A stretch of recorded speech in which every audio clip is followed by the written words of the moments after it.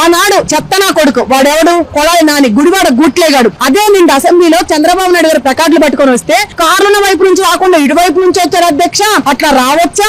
ఎవరైనా గేట్ లోపలికి ప్లకార్డులు పంపిస్తారా అన్న నీచపు నా కొడుకు. అదే ప్రభుత్వ వైసీపీ నాయకులు కార్యకర్తలు, ముఖ్యంగా ఈ రోజు ఎమ్మెల్సీలు, మాజీ ఎమ్మెల్యేలు, ఇప్పుడు గెలిచినటువంటి 11 మంది ఎమ్మెల్యేలు, జగన్మోహన్ రెడ్డి, మోహన్ రెడ్డితో సహా మరి ఈ రోజు ప్లకార్డులు పట్టుకొని పేపర్లు పట్టుకొని గేట్ లోపలికి ఎలా వస్తారు? ఎవరు రానిస్తారు? మీరు చెప్పిందే కదా, మీరు నేర్పించిందే కదా, మీ దగ్గర నేర్చుకుంది. అది మీ కొరువులు మా కొరువులా? అంటే ఈ ప్రజాస్వామ్య రూల్ ఇది.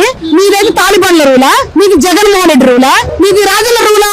మీరు ఏదైతే చేశారో ఈ రోజు అదే నడుస్తా ఉంది. అప్పుడు ప్రతిపక్ష నేతగా ఉన్న నారా చంద్రబాబు నాయుడు అయితే వెళ్ళకూడదు. ఈ రోజు మీరు తెలిపోవచ్చా? అంటే మీ ఇష్టానుసారమా? మీ అమ్మ మొగుడు జాగిరి అనుకుంటా ఉన్నావు ఇదేమన్నా? అయితే మీరేమన్నా కొనేసారు అనుకున్నావా?